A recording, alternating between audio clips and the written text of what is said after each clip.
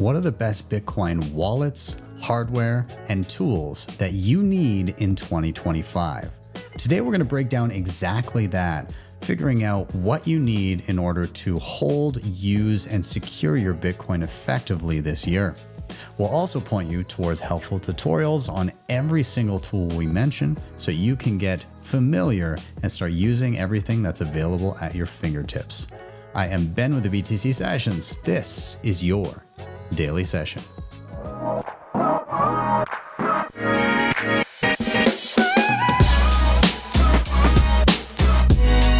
HODL the Bitcoin.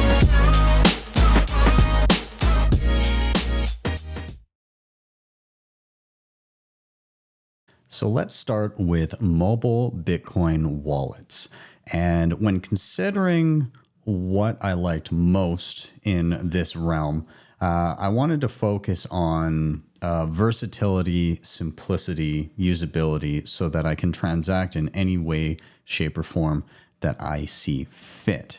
And so in looking at this, I'm kind of looking at hybrid wallets where I can just send and receive, and I can scan QR codes and not have to worry too much about who I'm sending to in terms of what type of wallet they are using. So there are a couple standout wallets that are very simple to set up, that don't require too much prerequisite knowledge, that I quite like. So number one is going to be Aqua Wallet. And so with Aqua Wallet, you can set it up in a few seconds. You boot it up, you can back it up afterwards, and you can start sending and receiving right away. You can receive regular on-chain Bitcoin transactions, no problem. And they denote that as a savings account because typically on-chain you're dealing with, medium to larger amounts. And then they have your spending accounts. And so this would be for lower value, regular day-to-day transactions. And they do allow for tether. So stable coins within the wallet. That is not really something that I use a lot of, but some people will find some value in that. But with the spending accounts, it's important to note that these are, you can send and receive both Lightning and Liquid. So Lightning, of course, instant settlement, peer-to-peer, again, low cost, quick transactions. Whereas Liquid Network is similar in design to how Bitcoin works, in that there's a blockchain and you have wait for confirmations, but it is quicker than the regular Bitcoin blockchain. Blocks are only 1 minute long, and after 2 minutes, it's fully confirmed. And it's very unique that way that this wallet uses it is it's interoperable. What you're actually holding in the wallet in the spending account is liquid Bitcoin, but it uses a swapping mechanism in the background through a plugin called Bolts, so that if you receive a Lightning payment, it will auto swap into liquid in the wallet, and vice versa. If you scan somebody who is using a Lightning wallet, even though you're holding liquid Bitcoin, it will swap in the background so that the transaction will be able to execute. What this ends up doing is it makes it so that you can just send and receive transactions between Lightning, Liquid wallets as you see fit. And you can also swap between your savings account and your spending account very simply with the swap button on the screen. Now, if you want to check out Aqua Wallet, I've got a full tutorial on how to set up and use it, and it will be linked in the show notes down below. Now, the second wallet that I think is incredibly useful for day-to-day, this is Phoenix. Phoenix is a full self-custodial Lightning wallet, and it runs on your phone entirely. You don't have to run a Lightning node or anything like that.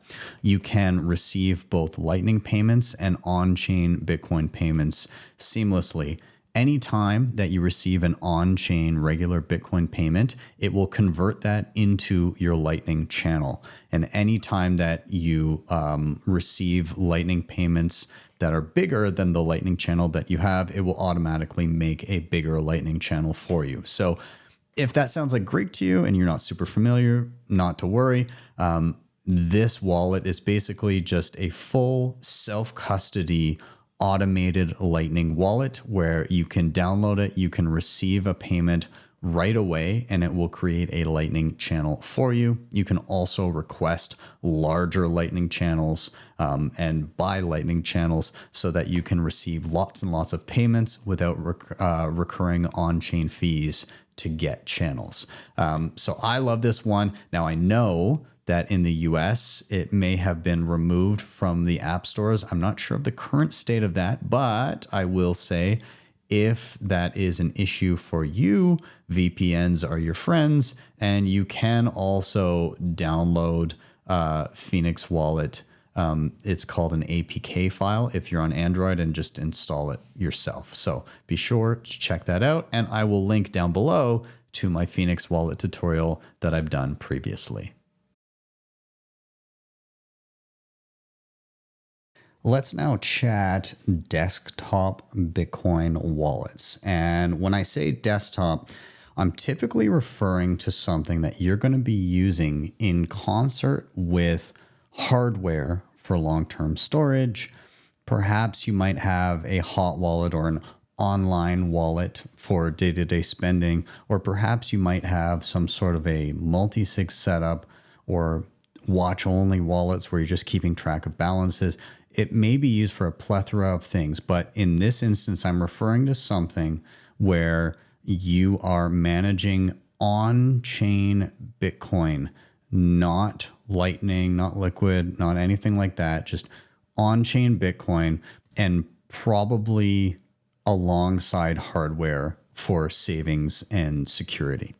And so this has been my long-standing favorite desktop wallet. I use this thing every single day, and this is called Sparrow Wallet. And it is incredibly versatile. It can be a tad intimidating when you first look at it. So it's important not to get overwhelmed and distracted when using it. All of the tools that are available in Sparrow Wallet are incredibly useful. And while you may not use them initially, they are very, very nice to have. And the versatility of the wallet is just so far above and beyond most other things that I've ever used that, again, I find it difficult to see me having this replaced by anything else in the near future. So I have a full tutorial on this in the show notes down below. It's actually 3 years old and it still holds up just fine today. There's some mild changes to the interface, but for the most part, it completely holds up and you won't be really confused by any of the changes. And that's kind of a testament to how great of a tool this really is. It just keeps on ticking, it keeps on working, and again, I just so rarely experience problems with it. I will say that with the hardware that I'll be discussing next, in particular the more robust option, it's great to pair with Sparrow along with tons of other hardware options. You can, as I said, create hot wallets where it's, again, day-to-day spending for on-chain Bitcoin. But most importantly, you can interface with your hardware and you can manage it all from here. You can also create multisig wallets. There's just so many different things that you can do with this tool. I highly recommend it. Check out the tutorial in the show notes down below and start playing with it, because the medium itself is the learning mechanism. So if you're diving into self-custody, if you're diving into holding things yourself and getting a little bit more serious about your holdings, it is well worth your time to maybe be, a tad, I don't want to say confused at first, but it's a good thing when you enter into something like this and you go, I wonder what that is and what it's for. That is a great way to learn, is to see something and then ask questions about it. Start with the basics. How do you receive? How do you send? How do you check your balance? That's pretty much all you need off the top. But then you can start looking around and saying, I wonder what that little dial is for. And then you start searching, you start figuring out new things that you never knew about Bitcoin. So Sparrow Wallet, awesome desktop wallet to be paired with some stuff we'll talk about in a little bit. Again, links are down below to check it out. So let's now examine hardware, aka devices that you use to secure longer term savings offline. And I've actually also gone with two selections here, depending on the use case and budget of the individual involved. So the first one that I want to queue up is the Tapsigner. So how this functions is it's a physical card. It looks like a credit card or a hotel room key, and it is NFC enabled, meaning that you can tap it to your phone to use it. It's very easy to set up. I recommend using it with Nunchuk Wallet on mobile. And when you set it up, functionally, the way it works is instead of having just a wallet on your phone that you can spend freely from, that can have implications. If somebody gets a hold of your phone, they can spend all of your funds. So if you want an added layer of security, this low cost card, they're around $40, I believe, can be used so that in order to spend from your mobile wallet, you need to, number one, enter the PIN associated with your card. And number two, tap the card to the back of your phone to obtain the credentials in order to spend. So that means functionally that if somebody steals your phone, they can't steal your money. Or if somebody steals your card, they still require the PIN, so they can't steal your money. So I think it's an excellent solution for one, people that maybe have a limited budget and they're just starting to dive into hardware and they want something simple to use on their mobile device. That's a great option. Furthermore, for I'd say around medium-sized amounts, and that's going to be different for everybody, but medium-sized amounts, this is a great option to get started with. And then finally, it's also very convenient for travel. So if you're on the go, but you want to have some Bitcoin with you, this is a discreet way of having hardware and additional security without having something that's very obvious sitting in a suitcase that's easily taken. And you can discreetly stick it in a wallet and alongside your credit cards, and nobody would ever know. Now, let's move on to the more robust option that I use as my daily driver. The Coldcard is just an incredible device. And I'm now specifically talking about the newer Coldcard Q. I love this thing. This is, again, my daily driver for everything that I use at home. Now, I've been living on Bitcoin for some time, so income and everything and bills and all that are dealt with through my Coldcard and alongside some longer term savings. And so why the Coldcard? Number one, I think it's the most secure option out there on the market. It has two secure chips or secure elements. It enables you to set PIN codes and trick pins. It has anti-phishing mechanisms, has all of these different things that allow you to use it in a way that is ultra secure. It's also very versatile in how you use it. You can start as a beginner and you can use it in the most simplistic way, which would be plugging it directly into your computer. However, you can also use it in many different ways. If you don't want to plug it directly into a computer, you can air gap it in various ways. Air gapping meaning you never plug it into something internet connected. So you can do that via an SD card. You can do that via NFC. So also tap via mobile, or if you have a NFC pad for your laptop. You can also do it via QR codes. So scanning QR codes back and forth between a phone or a computer to communicate information and approve transactions. So very versatile in that respect. The keyboard on it makes adding passphrases or recovering previous wallets so much easier than the numeric keypad before with the up and down arrows. It makes it a breeze.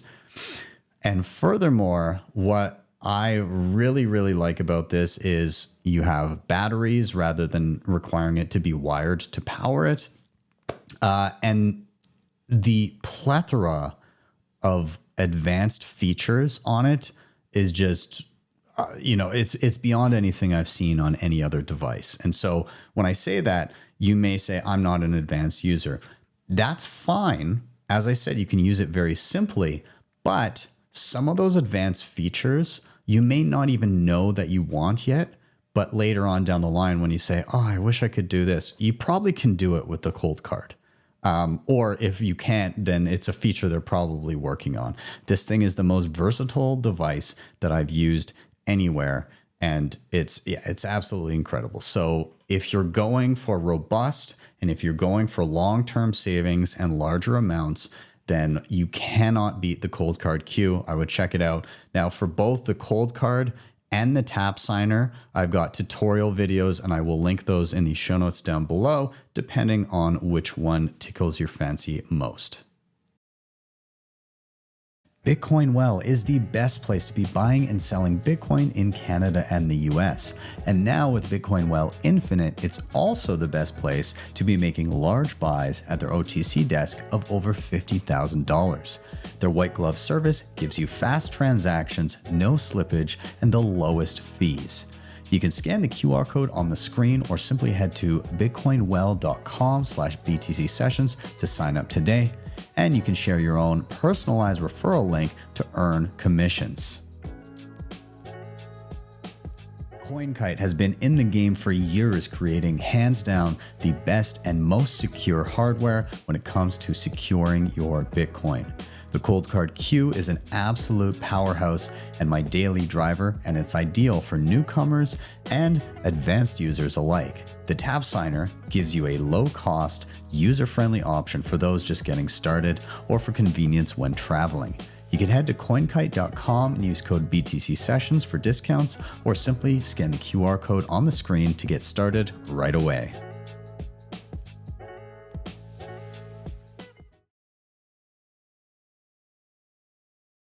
Up next, I want to discuss multisig, which, if you're unfamiliar with the term, a regular Bitcoin wallet with hardware, it's kind of like having a digital vault that requires one key to open. A multisig vault would be a digital vault that has, say, 3 keyholes and requires at least 2 keys to be used to open the vault. So you can take those keys and distribute them in different locations so that no one key can compromise your savings. Now, multisig can also be combined with planned inheritance and all of that. So not only is it additional security, but it also gives you some planning in and around how your next of kin will receive your Bitcoin if anything happens to you. So I'm going to focus on kind of 2 different options, 2 different approaches that I have previously used myself that I think are well worth considering. Now, number 1 is Nunchuk. And so this is a mobile native, although I shouldn't say that, they do have a desktop app as well, but I use it primarily on mobile. Mobile native multi-sig option that you can create in a self-sovereign way if you want to just use multiple keys on a phone and create a vault. But you can also do assisted multi-sig. And how this works is the company will hold a key and you hold the rest of the keys, meaning that they can't move any money without you, but they can help you if you start losing things. And so this is how most assisted multi-sig setups work. It shelters you from small mistakes along the way so that if you start losing things, then the company themselves can help you move things, but they can't steal from you ever. Now, some of the main things about Nunchuk here that I think are very attractive. Number 1, you're not required to give up any personal information. You can sign up with nothing more than an email, and that can even just be a dummy email dedicated specifically to that purpose. So no ID necessary. Now, again, the mobile-friendly nature of Nunchuk is very, very useful because a lot of people are dealing with phones and may not be regularly on a laptop, so very easy to manage. They have lots of different security mechanisms in and around pins and hidden vaults and things like that, where you can kind of have plausible deniability if you're ever in a situation under coercion. They have threshold limits where you can set, well, how much am I allowed to spend using one of my keys and the key that Nunchuk holds? So you can set those thresholds. You can set notifications and delays and all this stuff. And they, of course, have baked in inheritance, which is very automated and very simplistic from the viewpoint of the person receiving the funds, meaning that they just need a few written bits of information. And when the time comes, they'll receive an email telling them to download the app, put in the information, they receive the inheritance. So I've done videos on Nunchuk in the past. I'll link to those down below so you can see kind of functionally how it works. And if you were looking at the Tapsigner that I mentioned before, this is indeed the same interface that I recommend using with that as a day-to-day hardware device. Nunchuk is very versatile in that sense that you can use it for multiple different purposes. So Nunchuk for multisig on the go. The second multisig that I think you should look at, or assisted multisig I think you should look at or consider, is Unchained. Now, Unchained has a very easy to use web interface. And the way it works is you sign up, you log in, and then it walks you through digitally how to set up your vault. So you add the hardware that you want to use. Right now, they have support for Coldcard, Trezor, and Ledger. Of course, I lean Coldcard. I think Trezor's pretty decent, especially their newer devices. Ledger, I'm not a huge fan of, but again, there's support there for it if you do prefer it. Nonetheless, very simple setup. Unchained has one key, you have two. And if you were to lose the entirety of one of your keys and the backup, you can still go to Unchained and say, hey, I've got one key. Can you help me move money? And they, of course, can do that and help you and assist you in that. It's very, very easy to set up. It's also very easy to export your setup and view it in your own wallet separately. So you don't even have to rely on their website if you want to move funds and you still have your two keys. And then they also have inheritance setups as well, where you can have a key sitting with a family member, a key sitting with them, and a key sitting with yourself, so that inheritance, the recipient can access the funds when the time comes. I quite like the Unchained setup. Again, very easy to use, very intuitive, great support, all of that. Highly recommend. Now, I would love to see some additional hardware support from them for different options. But as it stands, again, Coldcard is kind of my go-to, and I'm very happy that they support that. Nunchuk does have extensive hardware support. When you go and you look at the devices that you can interact with in their interface, it's extensive is the only word for it. But either way, both of these are excellent solutions.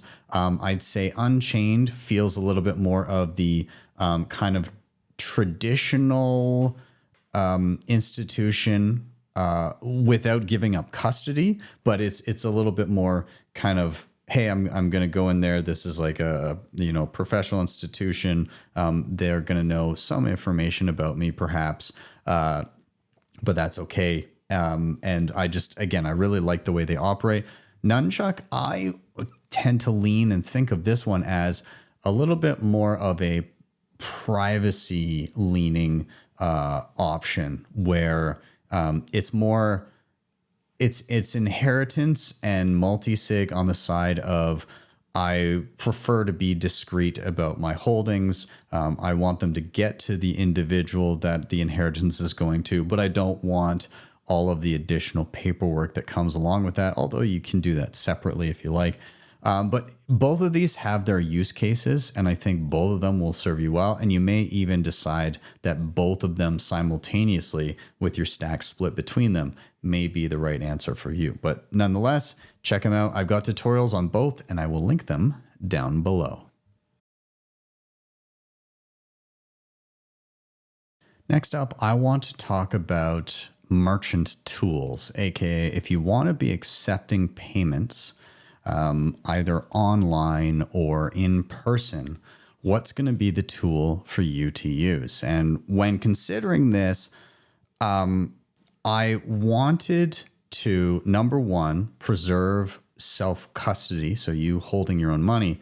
But number two, I also wanted absolute simplicity. So I went a certain route with my recommendation here, but if the more self-sovereign you want to be, those tools are available to you. But let's take a look at kind of my choice right now.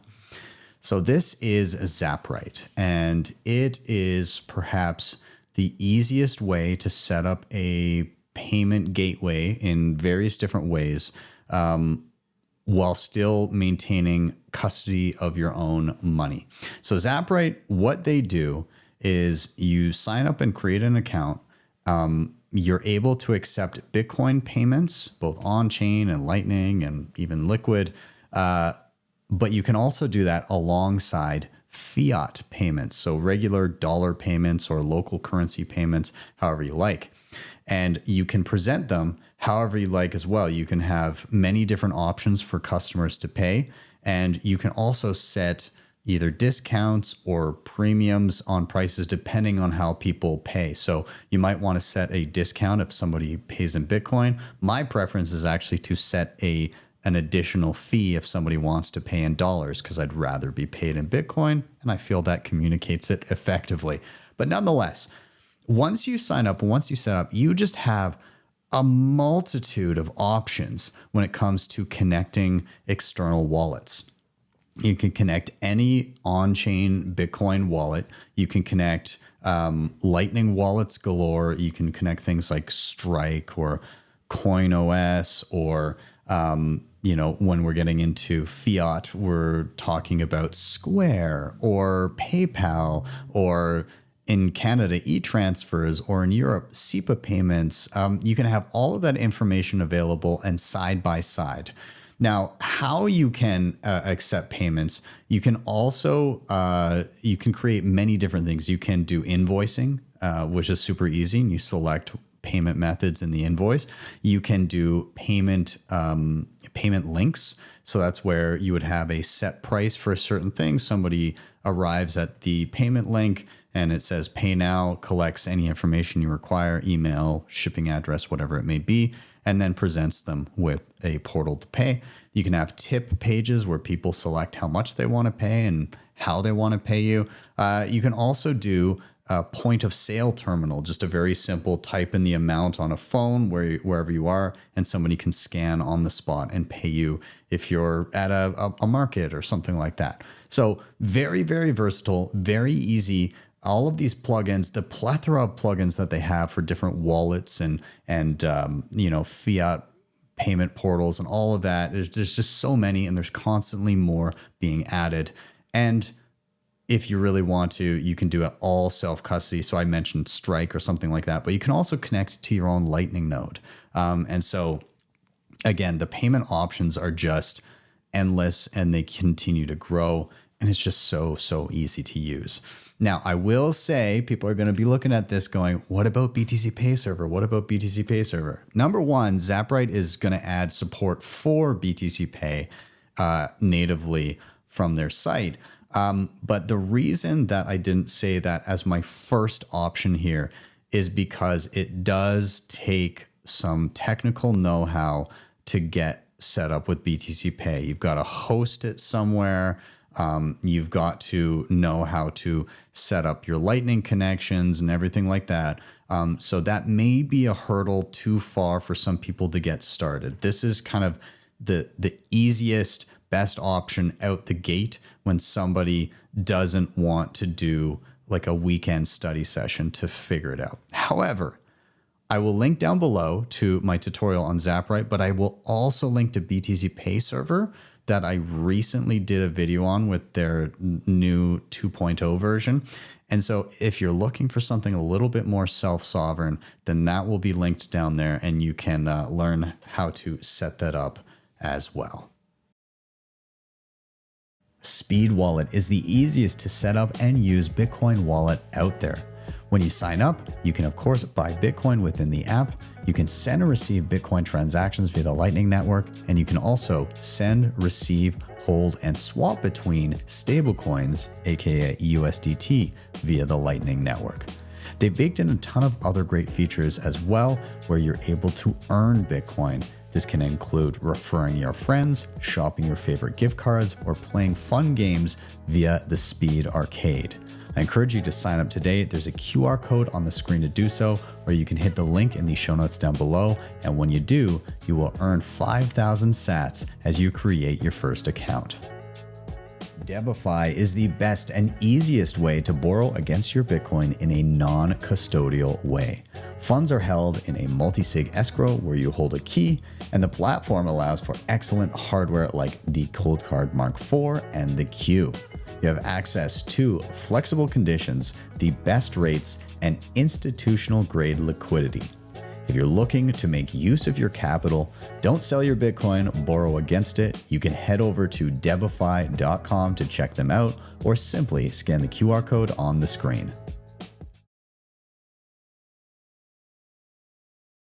Up next, we're going to talk Bitcoin privacy tools. And so I grappled with this one quite a bit, trying to figure out what to point people towards, because 2024 was not a favorable year for Bitcoin privacy tools in one respect, because there were a lot of top-down pressures that ended up shutting down things like Samurai Wallet, sunsetting the CoinJoin coordinator for Wasabi Wallet, certain wallets pulling out of US app stores entirely. There's a definite chilling effect. So in my consideration, I had to think of a couple things. Number one, what even still exists? Number two, how much counterparty risk is in that thing? Like, are you giving up custody to obtain privacy? And is that okay in some instances? And then number three, how easy is this? Like, one of the criteria here was, in order to get started, somebody should just be able to download an app and go.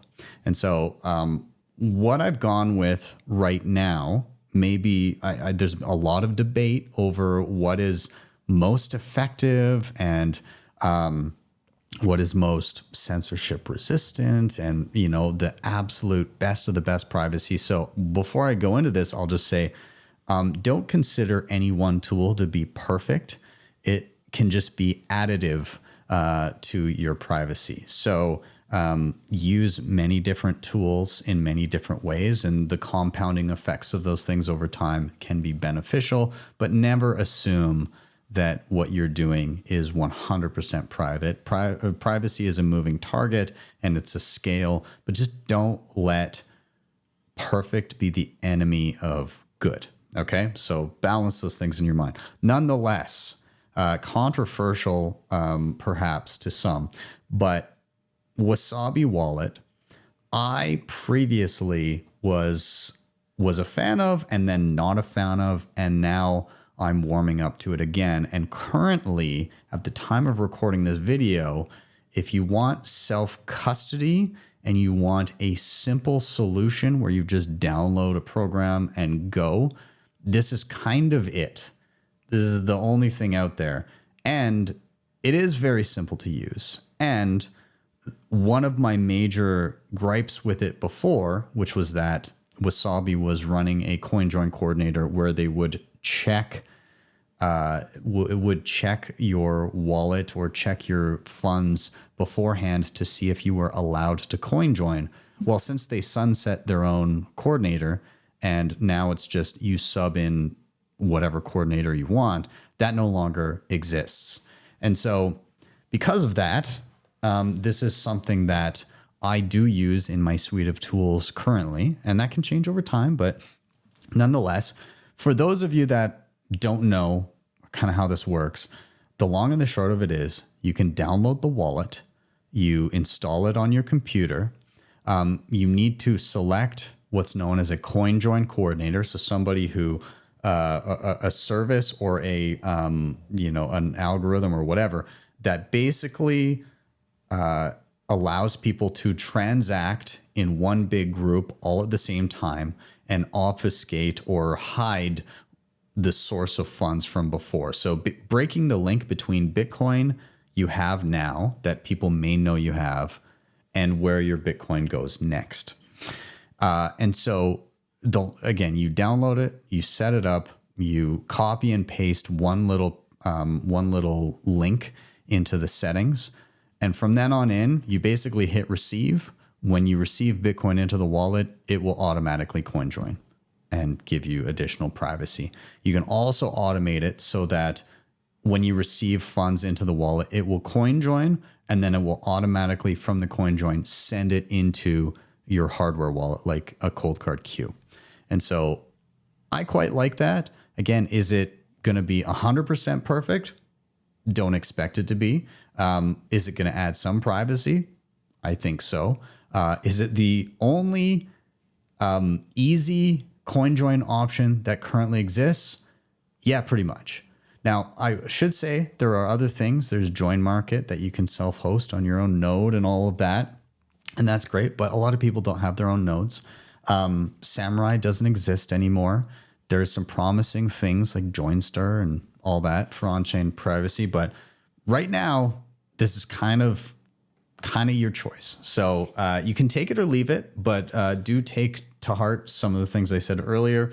But it is something in my suite of tools that I'm using, and I'll link to a tutorial on how to use it down below. Up next, we're going to talk running a Bitcoin node. What is your best option out there? And for this one, I wanted something that was more or less that you're not having to build yourself from scratch, but you could if you wanted to. So optionality there.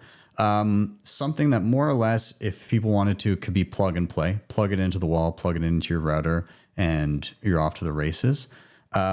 That had some resilience when it comes to censorship resistance, that was open source and that you could play with and use it as you see fit. And yeah, just had a whole suite of different tools available to it. And in the end, my favorite, which continues to be my favorite node implementation that I'm running myself at home, and that is, of course, Start9.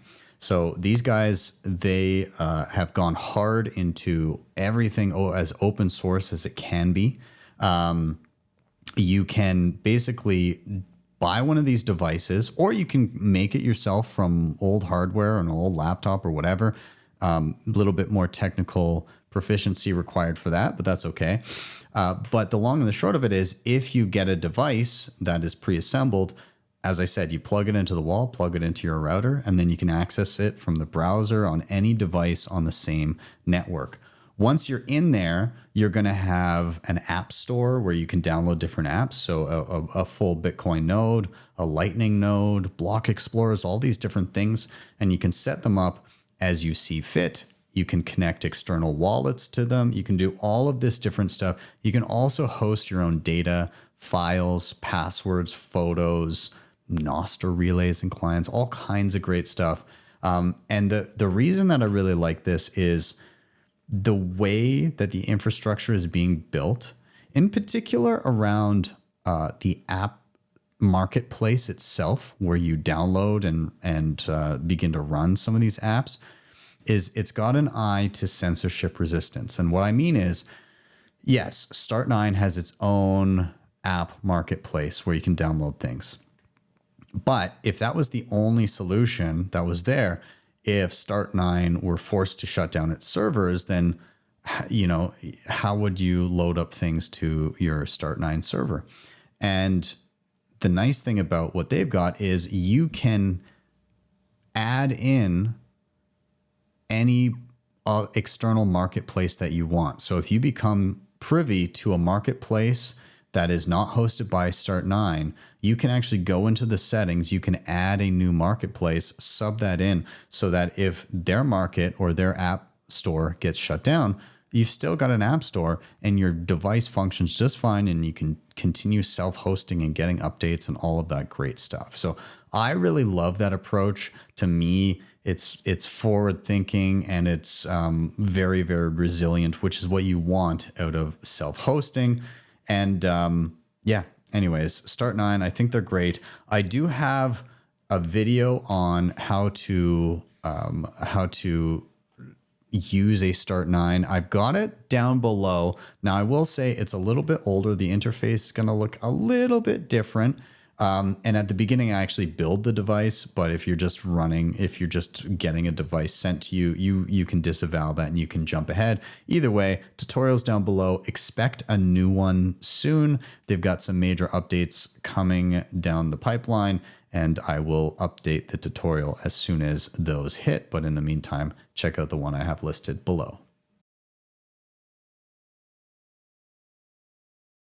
Now, since we're on the topics of nodes, I wanted to draw attention to what I think is the best self-hosted Lightning tool out there. And I know this is kind of an oddly specific thing, but I just think if people want to get the most out of their node and they want to be able to set up Lightning channels and do all that stuff in a self-sovereign way, and have all of the amazing features that Lightning can offer and the ability to access it remotely, then this is an important one to highlight. And it's something called Alby Hub. And so Alby Hub, you can download onto your node. I just talked about Start9. You can download it there from the marketplace. If you're running a different node like Umbrel and MyNode, and I believe Raspberry Blitz, I think all of those currently have Alby Hub available on them as well. But double check your app store just to be sure. Nonetheless, what does this even do? Well, it's a simple interface for you to set up and use your own Lightning node. If you've ever tried to do it on your own, you get into an Thunder Hub or ride the Lightning, and it's just like you have no idea where to start. Alby Hub says, hey, step 1, let's do this. Step 2, let's do this. Step 3, let's do this. And it kind of holds your hand through the setup process, which is very, very helpful. So you can create Lightning channels so that you can send and receive payments, no problem. It will tell you what to do next. You can also buy large Lightning channels. So if you're somebody who's going to be receiving a lot of payments, you can do that. You can create your own Lightning address. So this is something that looks like an email address. It will be hosted and it will point to your own Lightning node. So when you say, hey, you can send me payments at btcsessions@getalby.com. Well, if I say that and somebody sends it to that, that's not going to some custodial account somewhere. It's going to my Start9 node sitting on my shelf behind me. And furthermore, you can access all of this externally, remotely from anywhere through easy connections. They use something called Nostr Wallet Connect for a lot of options. Alby Go is a simple, lightweight, very simplistic mobile wallet that you can simply, in the Alby Hub setup, scan a QR code and you're linked up and you just have instant access to your Lightning wallet. You can also use the Alby interface to connect Zeus Wallet, which is what I personally do because it has a few more little bonus features in that mobile wallet, but I have that linked up with my Alby Hub. It works seamlessly. I love it. So all in all, again, I can't sing enough praises for Alby Hub and what it has enabled when it comes to self-hosting Lightning. So if you're diving down the node rabbit hole and you're looking at your Lightning node as part of that, this is a must-have. You got to check it out. I have a full tutorial on it. I will link it down below. And if you don't have your own device, your own node at home, you can also cloud host this as well, which isn't quite as self-sovereign as running a node, but it is more self-sovereign than relying on a custodial Lightning wallet. So be sure to check them out. Just for good measure, I want to add one last thing that I think everybody should at least have their eyes towards when it comes to Bitcoin and tangential technologies. And I'm talking specifically about Nostr. Nostr, for those unfamiliar, is a censorship-resistant form of social media that is an answer to the era of online censorship that we've seen recently. So you can post and interact in a way where nobody can really remove your posts and ban you from using the network. Furthermore, there's no one app for Nostr. It is a network, meaning that you can move from app to app to app and you can retain all of your previous social connections. So you following other people and other people following you, as well as all of your content, migrate with you regardless of the interface that you're looking at. Kind of like when you switch browsers, you can still see the same website. It doesn't matter which browser you're using. So with this, what is the best Nostr app today to get people started and using Nostr. And with this one, I wanted to go simple, decent features, native Lightning wallet, because Lightning is integral to Nostr. You can tip people and send Bitcoin back and forth over this social network.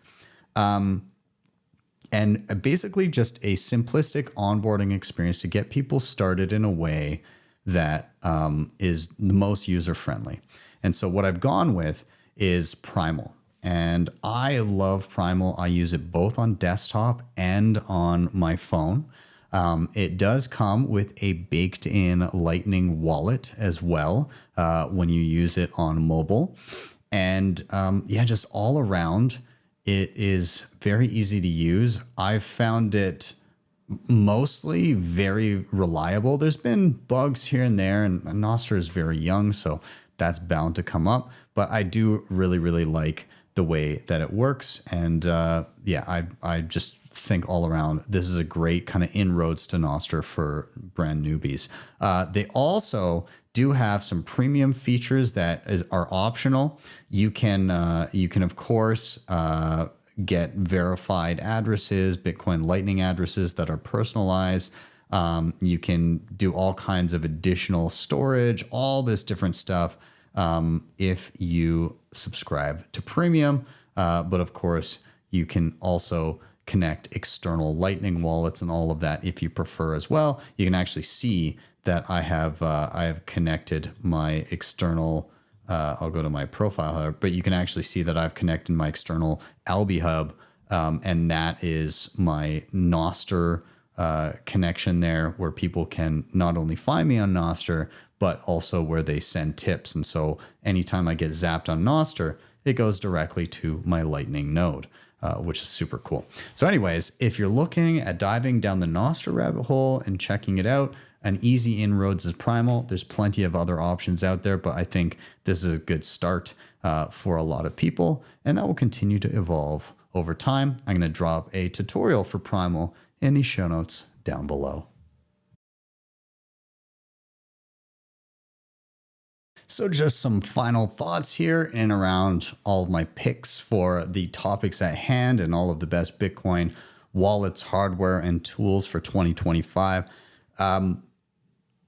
If I had seen this suite of tools in front of me 5 years ago, I would have been flabbergasted, because it is leaps and bounds ahead of anything we had available to us at any point in history. And that is just awesome to see. However, things change quickly, and I'm certain that in the coming year, there will be new, exciting tools that make their way into lists like this when I create them. So I would love to hear your thoughts on what I've laid out here. If you like the things that I've thrown out there, or if you have other preferences, please do let me know down below. Maybe there's something I haven't tried yet that I've just missed or omitted, or maybe there's another topic or subgenre that should be included here. I would love to hear your feedback, and please do, if any of these things are unfamiliar, check out the tutorials that I've listed in the show notes so that you can begin to level up and use all of the things that are available right at your fingertips. Thank you guys so much for watching. As always, please do like, subscribe, share, all those things. They help a ton getting this content in front of more eyeballs.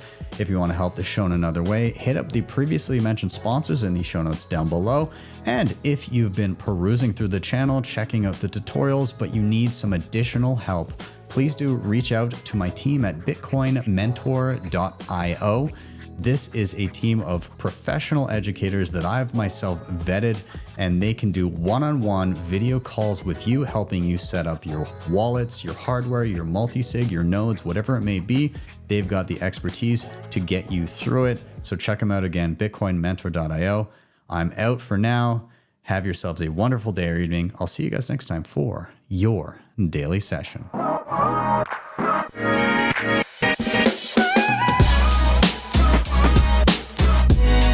HODL the Bitcoin.